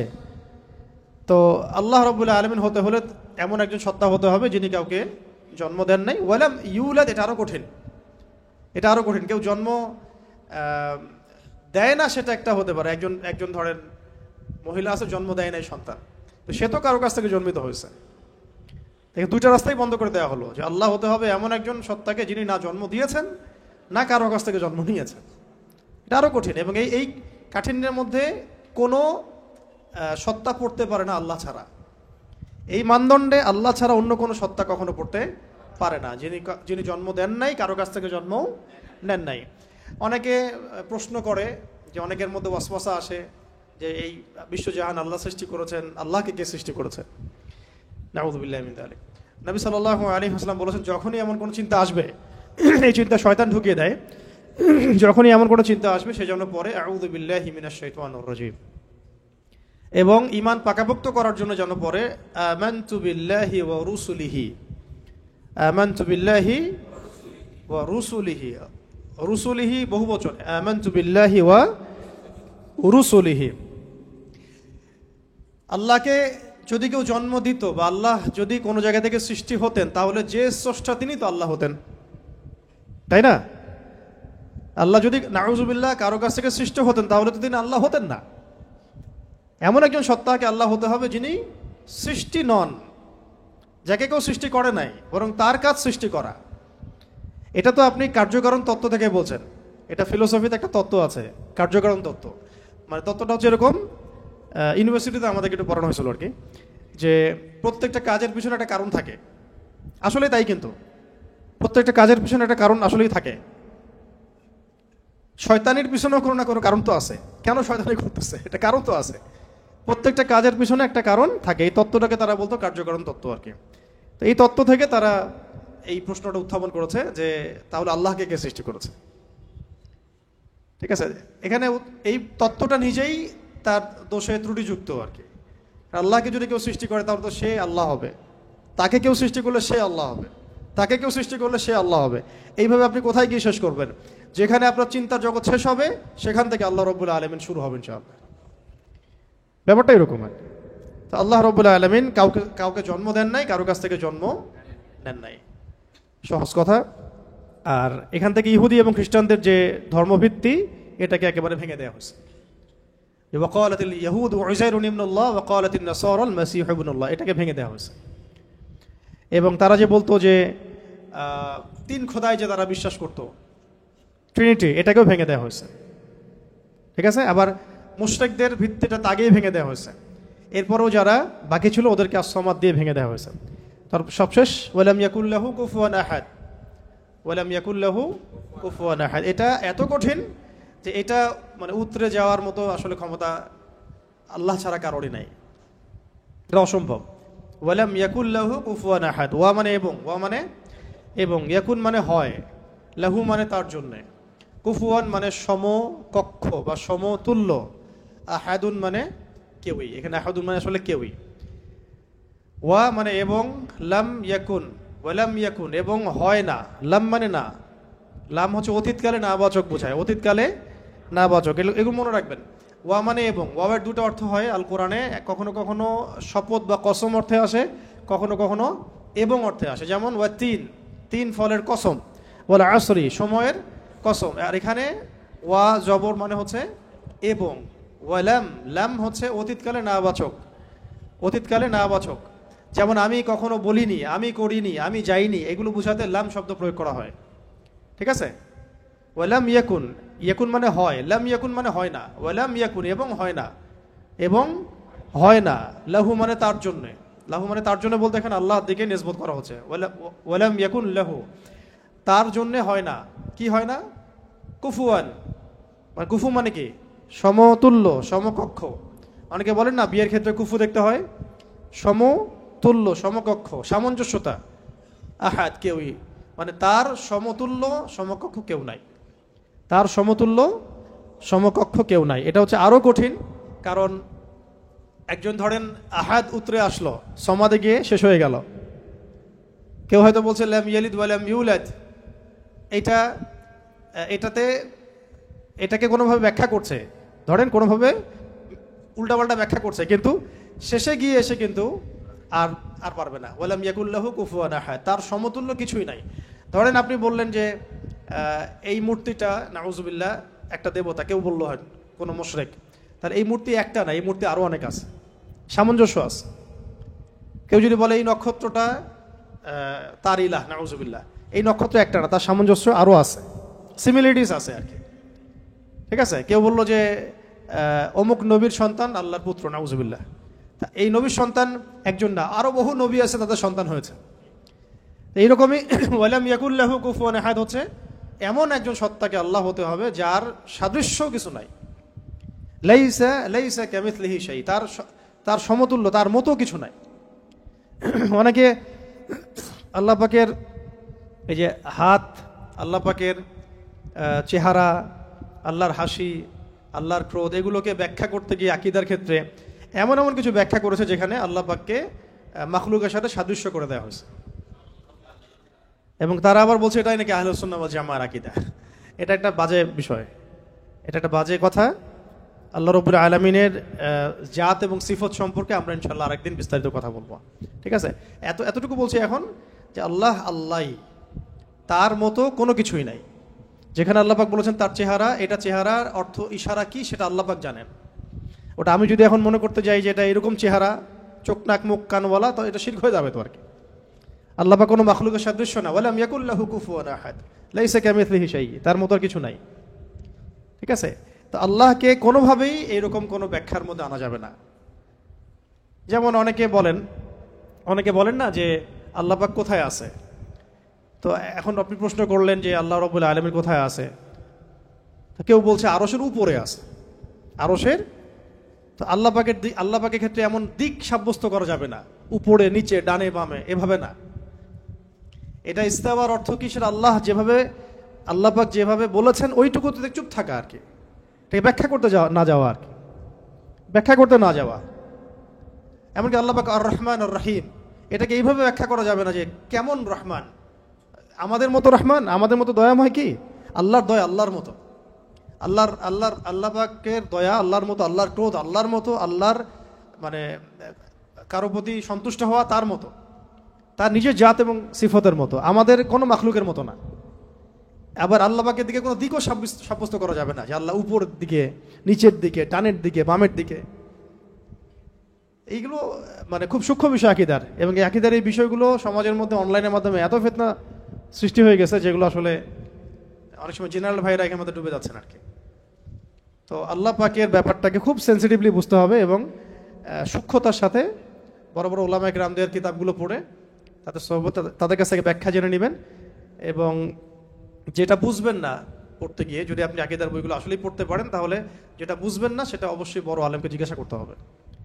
হ্যাঁ, আরশের কথা দিয়ে অনেকে বলেছেন উপরে, এই সমাসীন শব্দটা মানে হচ্ছে আসীন হওয়া। এই যে আমি বসে আছি এখন চেয়ারের উপরে সমাসীন হয়ে আছি আমি এখন, তো এটা কি সমাসীন শব্দটা ঠিক হবে? তাহলে আল্লাহ পাক কি বসে আছেন? নাউজুবিল্লাহ মিন যালিক। কোন হালতে আছেন আপনি জানেন? আমরা জানি। আল্লাহর হালতে আছে। আল্লাহ পাক যেভাবে থাকা দরকার তার শান মর্যাদা অনুযায়ী আল্লাহ পাক আছেন। তো এই ব্যাপারগুলো খুব সূক্ষ্ম, কিন্তু এই জন্য আমি বলছি এটার আরেকটা দার্স লাগবে পরের ক্লাসে ইনশাল্লাহ। ওই দিন আমরা তাওহীদের পুরো বিষয়গুলো, খুঁটিনাটিগুলো জানবো ইনশাল্লাহ। পাশাপাশি শিরকের বিষয়গুলো লিস্ট করা হচ্ছে, যতগুলো কাজ শিরক এগুলো আপনাদেরকে বলে দেবো ইনশাল্লাহ। মানে এখন যেগুলো দেখা যায়, এছাড়াও আরও অনেক শিরক আছে যেটা সামনে আসবে আর কি। হ্যাঁ, আসতে পারে, কারণ যেভাবে যুগ বদলায় সেভাবে শিরকের ভেরিয়েন্টও বদলাচ্ছে। যেভাবে যুগ বদলাচ্ছে না, শিরকের ভেরিয়েন্টও বদলাচ্ছে, কিন্তু উসুলগুলো জানা থাকলে আমরা ভুল করবো না ইনশাল্লাহ। ঠিক আছে, তো আমরা এখানে সূরা ইখলাসের মূল কয়টা অর্থ জানলাম, সরল অনুবাদ। তাহলে অর্থ ধরলে পারবেন তো এখন থেকে ইনশাল্লাহ। কুল শব্দের অর্থ বলুন, কাকে বলতে বলা হচ্ছে? রাসূল সাল্লাল্লাহু আলাইহি ওয়াসাল্লামকে। কেন বলতে বলা হচ্ছে? কারণ কাফেররা জিজ্ঞাসা করেছে আল্লাহ কেমন, তোমার আল্লাহ কেমন, প্রকৃতি জিজ্ঞাসা করছে, আল্লাহ পাক সম্পর্কে জানতে চেয়েছে। আল্লাহ পাকের ডেফিনেশন কোন সূরা আছে? ইখলাস। এই সূরাকে বলা হয় তাওহীদের সূরা, একনিষ্ঠতা। ঠিক আছে, খালেস তাওহীদ। এবং কোরআনের যে 3টা ভাগের কথা বললাম, 3 ভাগের 1 ভাগই হচ্ছে তাওহীদ। এই কারণে এই সূরাকে আল কোরআনের 3 ভাগের 1 ভাগ বলা। এখন বুঝতে পারছেন যে হাদিসে আসছে না যে এই সূরা ইখলাস হচ্ছে কোরআনের 1/3 সমান। 1/3 কেন? কারণ কোরআনের 3 ভাগের 1 ভাগ হচ্ছে তাওহীদ। এটা এভাবে আসে নাই কিন্তু যে 3 বার পড়লে 1 খতম হবে, এভাবে কিন্তু হাদিসে আসে নাই। এটা ব্যাখ্যা, ওলামা ইকরামদের আসলাফদের অনেকের ব্যাখ্যা যে 3 বার পড়লে হয়তো 1 খতমের নেকি হয়ে যাবে। ইনশাআল্লাহ হতেও পারে, আল্লাহ পাক দিতেই পারেন, আল্লাহ পাক দিলে আমার সমস্যা কি? তো এইভাবে হাদিসে আসে না যে 3 বার পড়লেই 1 খতমের নেকি হবে, এভাবে হাদিসে আসে না। আসছে যে এই সূরা হচ্ছে কোরআনের 3 ভাগের 1 ভাগ, 1/3 সমান, 1/3 সমান। এটাও একটা ব্যাখ্যা যে কোরআনের 3 ভাগের 1 ভাগ জুড়ে তাওহীদ আছে। বাকি 1 ভাগ কি আছে? বাকি 1 ভাগ আছে না, বাকি 1 ভাগ আছে ইতিহাস, হিস্ট্রি, পূর্ববর্তী নবীদের অনেক ঘটনা, এইগুলো আছে 1 ভাগ, ঠিক আছে। আর 1 ভাগ আছে আহকাম, হুকুম আহকাম, এগুলো করো এগুলো করো না, হ্যাঁ, দিক নির্দেশনা। আর এমনি আমরা বলছি আমাদের দিনের যে মূল 3টা ভিত্তি, সেটার মধ্যে একটা হচ্ছে তাওহীদ, একটা রিসালাত, একটা হলো আখিরাত। আচ্ছা, এখন আসেন শেষ করি, আমরা 10টা বেজে আছে। এখন আর 2-1টা কথা বলে আমি শেষ করি যে আজকের মতো, যে আমরা জানলাম এই সূরা শানে নুজুল কি, অর্থগুলো কি। আচ্ছা, অর্থগুলো একবার রিপিট করে নেই। কুল মানে কি বলুন? হুয়া আল্লাহ, হুয়া মানে কি? তিনি, হুয়া মানে তিনি, এখানে আল্লাহকে সাব্যস্ত নিসবত করা হচ্ছে। আল্লাহ মানে আল্লাহ, আহাদ মানে এক। আচ্ছা, আল্লাহ শব্দটা কিন্তু নিজেই ইসমে আজম, আল্লাহ শব্দটা নিজেই কিন্তু ইসমে আজম। এটার সাথে প্রাসঙ্গিক বলে দিলাম, ওই দোয়াটা যদি করেন দোয়া করার আগে, তাহলে ইনশাআল্লাহ দোয়া কবুল হবে। কোনটা? আল্লাহুম্মা ইন্নী আসআলুকা বিআন্নী আশহাদু আন্নাকা আনতা আল্লাহ লা ইলাহা ইল্লা আনতাল আহাদুস সামাদুল্লাযী লাম ইয়ালিদ ওয়া লাম ইউলাদ ওয়া লাম ইয়াকুল লাহু কুফুয়ান আহাদ। এটা একটা। তারপরে আল্লাহ পাক বলছেন, বলুন তিনি আল্লাহ এক, আল্লাহুস সামাদ, আল্লাহ পাক অমুখাপেক্ষী, লাম ইয়ালিদ তিনি কাউকে জন্ম দেন নাই, ওয়া লাম ইউলাদ তাকেও কেউ জন্ম দেয় নাই, তাকেও কেউ জন্ম দেয় নাই। এটা প্যাসিভ, এটা মাজহুল আর কি, আরবিতে বলে মাজহুল, মানে প্যাসিভ। লাম ইয়ালিদ তিনি কাউকে জন্ম দেন নাই, ওয়া লাম ইউলাদ তাকেও কেউ জন্ম দেয় নাই। আর ওয়া লাম ইয়াকুল লাহু কুফুয়ান আহাদ, ওয়া মানে এবং, লাম শব্দ প্রয়োগ হয় কখন? অতীতকালে নাবাচক বোঝাতে। ইয়াকুন মানে হয়, ওয়া লাম ইয়াকুন মানে হয় না, এবং হয় না, লাহু মানে তার জন্য বা তার জন্য, কুফুয়ান মানে সমতুল্য বা সমকক্ষ, আহাদ মানে কেউই। তাহলে তার সমতুল্য বা তার সমকক্ষ কেউ নাই। আচ্ছা, আজকে আমরা যতটুকু জানলাম আর কি, একটা হলো সূরাতুল ইখলাসের নামকরণ, তারপরে এর অর্থগুলো, এটা মাক্কি সূরা না মাদানী সূরা, এর শানে নজুল, এগুলো জানা হয়েছে, এবং সংক্ষিপ্ত শাব্দিক অনুবাদ জানা হয়েছে। বাকি এর আরও বেশ কিছু বিষয় আছে, যেমন এর মধ্যে তাওহীদ আছে, তাওহীদের প্রকরণগুলো, যেমন তাওহীদ রুবুবিয়্যাত, তাওহীদ উলুহিয়্যাত, তাওহীদ আসমা সিফাত, ইনশাআল্লাহ আমরা আগামী দার্সে জানবো। এবং তাওহীদের ফজিলত, তাওহীদ না থাকলে কি হবে, এবং তাওহীদের বিপরীত শিরক কাকে বলে, এবং এর ক্ষতিকর দিকগুলো কি কি, শিরকের কুফল এবং এর শাস্তি, এবং শিরকের প্রকারভেদ, যেমন আকীদার ক্ষেত্রে শিরক, আমলের ক্ষেত্রে শিরক, কথার ক্ষেত্রে শিরক, এবং গোপন শিরক বা রিয়া। এর সাথে আধুনিক বিশ্বে যে শিরকগুলো দেখা যায় সেগুলোর তালিকা। এই জিনিসগুলো ইনশাআল্লাহ আমরা আগামী দার্সে জানবো। এর সাথে ঈমান ভঙ্গের 10টা কারণ, ঈমান ভঙ্গের 10টা কারণ, এগুলো খুবই ভাইটাল। ইনশাআল্লাহ পরের দার্সে সবাই আসবেন, এটা আমরা আশা করতেছি। আর শেষ করার আগে শুধু আমি এই সূরার কয়েকটা ফজিলত বলে আপনাকে শেষ করতেছি, এটা জানা দরকার আছে, তাহলে আমাদের আগ্রহ জন্মাবে। তো ফজিলতগুলো আপনারা মাসিক আল কাউসারও পাবেন, অনলাইনে মাসিক আল কাউসারও পাবেন। আমি কয়েকটা ফজিলত নোট করে আনছি আপনাদেরকে একটু বলার জন্য। 1 নাম্বার, ঠিক আছে, একটু মনে রাখেন, ফজিলত জানলে কি হয়, ওইটার উপর আমল করার আগ্রহ বাড়ে। এটা যখন পড়ছিলাম আমার নিজেরই মনে হচ্ছিল যে আহা, এত সহজ একটা আমল আমরা কেন করি না। এবং আপনাদের জন্য ফজিলত কালেক্ট করতে গিয়ে আমি একটা ফজিলত পেয়েছি আজকে, যেটা আমি আগে কখনোই জানতাম না। তো কয়েকটা ফজিলত শুনি। হ্যাঁ, 1 নাম্বার, এক ব্যক্তি জনৈক সাহাবীকে দেখলেন, রেফারেন্সগুলো দেয়া আছে, এটা সহিহ বুখারী, আবু দাউদে আসছে, নাসাইতে আসছে। এক ব্যক্তি জনৈক সাহাবীকে দেখলেন যে তিনি প্রত্যেক নামাজেই সূরা ইখলাস পড়েন, প্রত্যেক নামাজে সূরা ইখলাস পড়েন, মানে তাকে ইম্মতের দায়িত্ব দেওয়া হয়েছে। প্রত্যেকটা রাকাতে তিনি যখন সূরা ফাতিহা শেষ করেন, সূরা ইখলাস পড়েন, তারপরে অন্য কিরাত করেন। এটা কি ইউনিক না? কখনো দেখেছেন এমন কোন ইমামকে? তো উনি এটা পড়েন, তো এই বিষয়টা তাকে বলা হলো যে আপনি এটা কেন করেন, আপনি এটা বন্ধ করেন, মাঝে মাঝে পড়েন, পরামর্শ দেওয়া হচ্ছে। তিনি বলছেন না, আমি বন্ধ করব না। তো এমন অবস্থা হয়েছে যে কেসটা রাসূল সাল্লাল্লাহু আলাইহি ওয়াসাল্লামের দরবার পর্যন্ত পৌঁছেছে। ইয়া রাসূলুল্লাহ, আপনার যে ইমাম আপনি দিয়েছেন সেই ইমাম তো এরকম করে, প্রত্যেক রাকাতেই সূরা ইখলাস পড়ে। এখন নবী সাল্লাল্লাহু আলাইহি ওয়াসাল্লাম এর কাছে যখন এই বিষয়টা আসলো, তখন তিনি জিজ্ঞাসা করলেন যে সূরা ইখলাস তুমি প্রত্যেক রাকাতে কেন পড়ো? তিনি বললেন যে আমি এই সূরাটাকে ইয়া রাসূলুল্লাহ ভালোবাসি, আমি এই সূরাটাকে ভালোবাসি। তখন নবী সাল্লাল্লাহু আলাইহি ওয়াসাল্লাম বলেছিলেন যে এই সূরার প্রতি ভালোবাসা তোমাকে জান্নাতে প্রবেশ করাবে ইনশাআল্লাহ। কেন তিনি সূরাটাকে ভালোবাসতেন এটারও ব্যাখ্যায় হাদিসে আরো ব্যাখ্যা আসছে, যে বলা হচ্ছে তিনি এই সূরাটাকে ভালোবাসতেন এই কারণে যে এখানে আল্লাহ পাকের তাওহীদ আছে, এখানে আল্লাহ পাকের তাওহীদ আছে। তো আল্লাহ পাকের তাওহীদকে যে ভালোবাসবে, তাওহীদকে ধারণ করবে, তাওহীদ প্রসার এবং প্রতিষ্ঠার জন্য কাজ করবে, তার বর্তমান কি হইতে পারে আপনি চিন্তা করেন। তো তাওহীদ নিয়ে আলোচনা আমরা পরের দর্শে ইনশাআল্লাহ আসবো, ঠিক আছে? ওকে, আরেকটা বর্ণনা আসছে যে নবী সাল্লাল্লাহু আলাইহি ওয়াসাল্লাম একবার সব সাহাবীদেরকে, আশেপাশে যারা ছিলেন ওই সময়, সবাইকে জড়ো করলেন। তো তারা মনে করলেন যে খুব গুরুত্বপূর্ণ একটা হয়তো বড় কোনো নির্দেশনা আসবে। তো নবী সাল্লাল্লাহু আলাইহি ওয়াসাল্লাম সবাইকে জড়ো করে বললেন, আমি তোমাদের সবাইকে আল কোরআনের 3 ভাগের 1 ভাগ তেলাওয়াত করে শোনাবো। নবীজি বললেন সাল্লাল্লাহু আলাইহি ওয়াসাল্লাম, আমি তোমাদের সবাইকে আল কোরআনের 3 ভাগের পুরো 1 ভাগ তেলাওয়াত করে শোনাবো, সবাই এদিকে আসো, কাছে আসো। সবাই জড়ো হলেন। তো নবী সাল্লাল্লাহু আলাইহি ওয়াসাল্লাম পড়লেন যে বিসমিল্লাহির রহমানির রহিম, কুল হুয়াল্লাহু আহাদ, আল্লাহুস সামাদ, লাম ইয়ালিদ ওয়া লাম ইউলাদ ওয়া লাম ইয়াকুল লাহু কুফুয়ান আহাদ। তো এটা বলে তিনি কিন্তু ভিতরে চলে গেছেন বাসায়, সাহাবীরা দাঁড়াই আছে যে সম্ভবত কোনো জরুরত হয়েছে আমাদের নবীজির, হয়তো আবার আসবেন, এসে আবার বলবেন।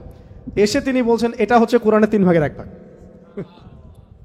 এটা হচ্ছে কোরআনের 3 ভাগের 1 ভাগ। সুবহানাল্লাহ, সুবহানাল্লাহ।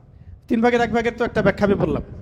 এছাড়া এমনও যে 3 ভাগের 1 ভাগের তাওহীদের পুরো ফজিলত, তেলাওয়াতের নেকি আল্লাহ পাক দিয়ে দিতে পারেন ইনশাআল্লাহ। এখান থেকে অনেক স্কলার ব্যাখ্যা করেছেন যে 3 বার পড়লে 1 খতমের নেকি হবে, তবে এইভাবে সরাসরি হাদিসে আসে নাই। আচ্ছা, আরেকদিন 3 নম্বর হাদিস, নবী সাল্লাল্লাহু আলাইহি ওয়াসাল্লাম বললেন, এটা হাদিসে আসছে আবু সাঈদ খুদরি রাদিয়াল্লাহু আনহু থেকে, তিনি বললেন যে তোমরা কি প্রত্যেক রাতের বেলা এটা পড়তে বলা হচ্ছে, তোমরা কি প্রত্যেক রাতে কোরআনের 1/3 তেলাওয়াত করতে পারো না? তোমরা কি প্রত্যেক রাতে আল কোরআনের 1/3 তেলাওয়াত করতে পারো না? সাহাবীরা বললেন, ইয়া রাসূলুল্লাহ, বিষয়টা তো অনেক কঠিন মনে হচ্ছে।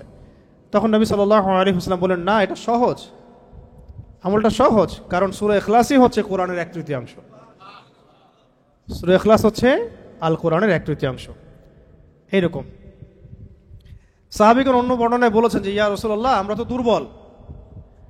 দুর্বল, আমরা প্রতি রাতে 1/3 কেমন করে তেলাওয়াত করব?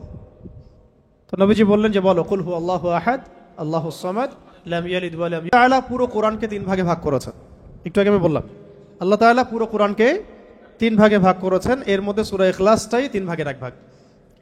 সূরা ইখলাসটা হচ্ছে 3 ভাগের 1 ভাগ। আচ্ছা, তো এরকম বেশ কিছু বর্ণনা আছে মানে সিমিলার আর কি, ওটা আমি রিপিট করছি না। তবে আমি যে কয়েকটা বলতে চাচ্ছিলাম সেটা হলো যে এটা 4 নাম্বারটা, এটা ভালো করে শোনেন, খুব ভালো করে শোনেন। একবার নবী করিম সাল্লাল্লাহু আলাইহি ওয়াসাল্লাম একটা সফরে ছিলেন এবং সফরে তো অনেক ঘটনাই ঘটে। এক পর্যায়ে জনৈক সাহাবীকে তিনি শুনলেন তিলাওয়াত করছেন, কুল ইয়া আইয়ুহাল কাফিরুন। কোন সূরা? সূরা কাফিরুন তেলাওয়াত করছেন, কুল ইয়া আইয়ুহাল কাফিরুন। তিনি শুনলেন এক সাহাবী তেলাওয়াত করছেন। এটা শোনার পরে তিনি বললেন যে সে শিরক থেকে পবিত্র হয়ে গেছে, এই জন্য একটা বর্ণনা আসছে রাতের বেলা সূরা কাফিরুন পড়লে আল্লাহ পাক তাকে শিরক থেকে হেফাজত করবেন ইনশাআল্লাহ। আর আরেকজনকে তিনি পড়তে শুনলেন কুল হুয়াল্লাহু আহাদ। একজন পড়ছিল সূরা কাফিরুন, আরেকজন সাহাবী পড়ছিলেন সূরা ইখলাস। তখন নবীজি বললেন তাকে মাফ করে দেয়া হয়েছে, সুবহানাল্লাহ, সুবহানাল্লাহ। আরেকটু আগে যে বর্ণনা বলেছি ওইটা এখানেও আছে, যে ইমাম আনাস রাদিয়াল্লাহু আনহু থেকে একটা বর্ণনা আসছে যে আনসারী একজন সাহাবী ছিলেন, মসজিদে কুবা ইমামতি করতেন। যখনই তাকে ইমামতি করতে দেওয়া হতো তিনি সূরা ফাতিহার সাথে অন্য সূরা মিলিয়ে সূরা ইখলাস পড়তেন। তো এই বিষয়টা রাসূল সাল্লাল্লাহু আলাইহি ওয়াসাল্লামের কাছে যায় এবং তিনি বলেন যে তুমি এই কাজটা কেন করো, আবশ্যিকভাবে এটা করার কারণ কি? তিনি বলেছিলেন যে উহিব্বুহা ইয়া রাসূলুল্লাহ, আমি এই সূরাটাকে আমি ভালোবাসি। তখন নবী সাল্লাল্লাহু আলাইহি ওয়াসাল্লাম বলেছিলেন যে এই সূরার প্রতি ভালোবাসা, যে হুব্বুকা ইয়াহা আদখালাকাল জান্নাহ, এই সূরার প্রতি যে ভালোবাসাটা, এই ভালোবাসাই তোমাকে জান্নাতে প্রবেশ করাবে ইনশাআল্লাহ। এটা একটা বর্ণনা আসছে। এরকম আরও সিমিলার বর্ণনা আছে। আরেকদিন আবু হুরায়রা রাদিয়াল্লাহু আনহু তিনি বলছেন যে আমি রাসূল সাল্লাল্লাহু আলাইহি ওয়াসাল্লামের কাছে বসেছিলাম, এমন সময় এক ব্যক্তি সূরা ইখলাস তেলাওয়াত করা শুরু করলো। তখন নবী সাল্লাল্লাহু আলাইহি ওয়াসাল্লাম বললেন যে ওয়াজাবাত, কি বললেন? ওয়াজাবাত, ওয়াজিব হয়ে গেছে। ওয়াজাবাত মানে ওয়াজিব হয়ে গেছে, ওয়াজাবাত মানে ওয়াজিব হয়ে গেছে। আমি জিজ্ঞাসা করলাম ইয়া রাসূলুল্লাহ কি ওয়াজিব হয়ে গেছে, কি ওয়াজিব হয়ে গেল? তিনি বললেন যে আল জান্নাহ, জান্নাত ওয়াজিব হয়ে গেছে, এই ব্যক্তির উপর জান্নাত ওয়াজিব হয়ে গেছে। আরেকজন সাহাবী এসেছিলেন নবী সাল্লাল্লাহু আলাইহি ওয়াসাল্লামের কাছে, এসে বলেছিলেন যে আমার এক ভাই আছে, মানে মুমিন ভাই, আমার এক ভাই আছে, উনিও সাহাবী, তো তিনি সূরা ইখলাসকে খুব ভালোবাসেন। তো নবীজি বললেন তাকে জানিয়ে দাও, তোমার ভাইকে জানিয়ে দাও যে এই সূরার প্রতি ভালোবাসার কারণে তাকে জান্নাতের সুসংবাদ দান করো। তাকে জানিয়ে দাও যে এই সূরার প্রতি ভালোবাসার কারণে তাকে জান্নাতের সুসংবাদ দেয়া হচ্ছে।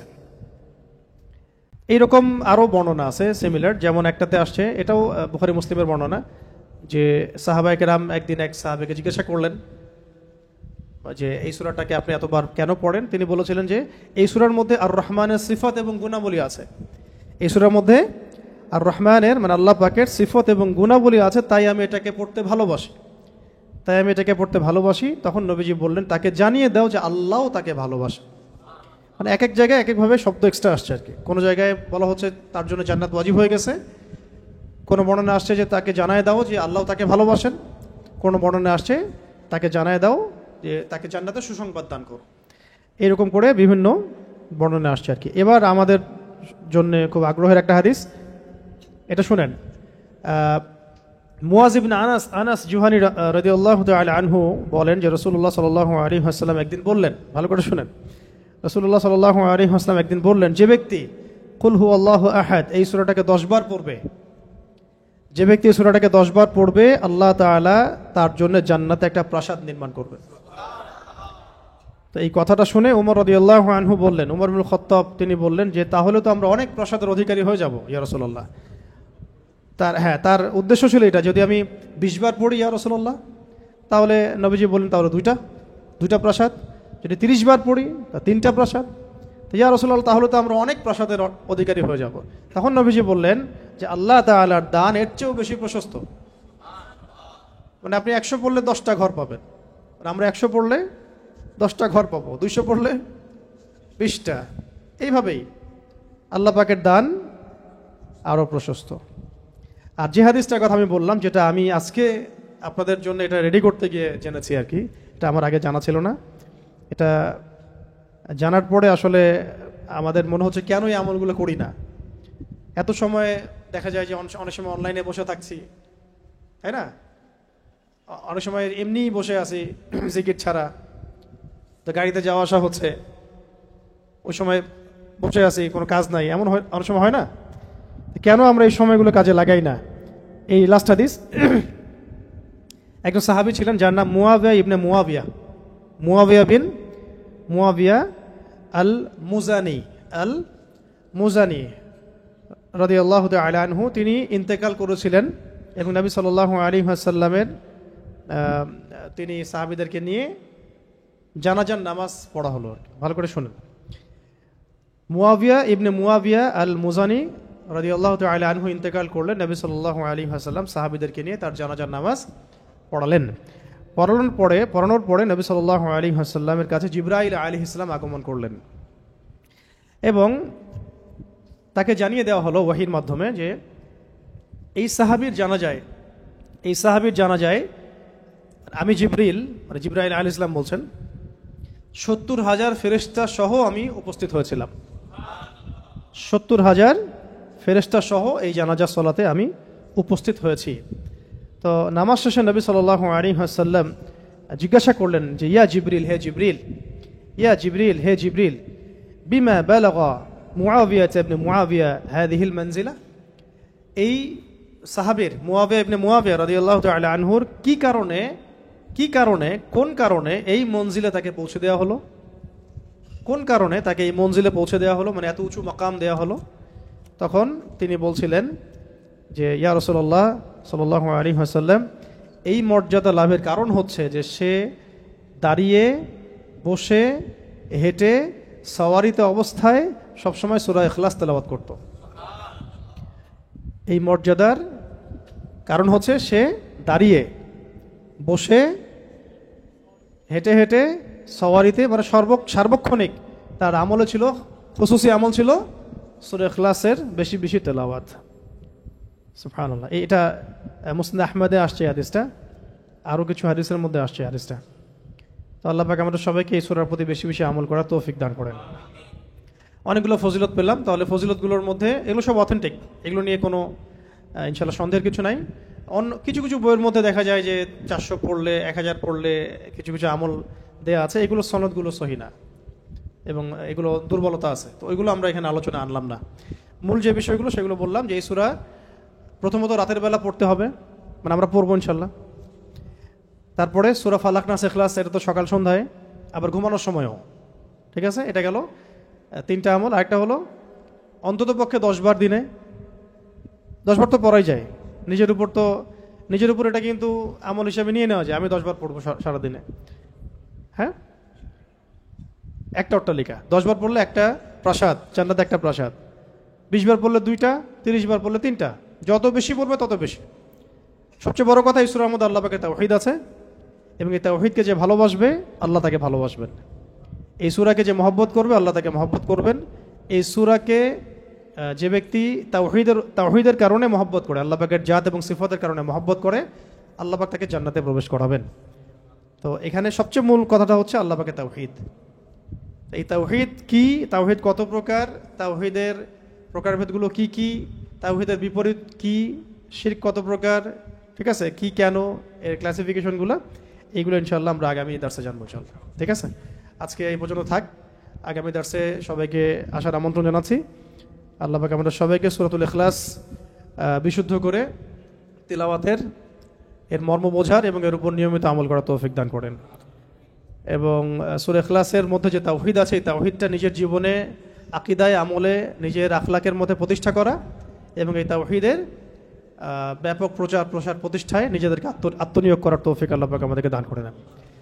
ওয়া আখিরু দাওয়ানা আনিল হামদুলিল্লাহি রাব্বিল আলামিন। আমরা সবাই দোয়া পড়ব, সুবহানাকা আল্লাহুম্মা ওয়া বিহামদিক আশহাদু আল্লা ইলাহা ইল্লা আনতা আস্তাগফিরুকা ওয়া আতুবু ইলাইক।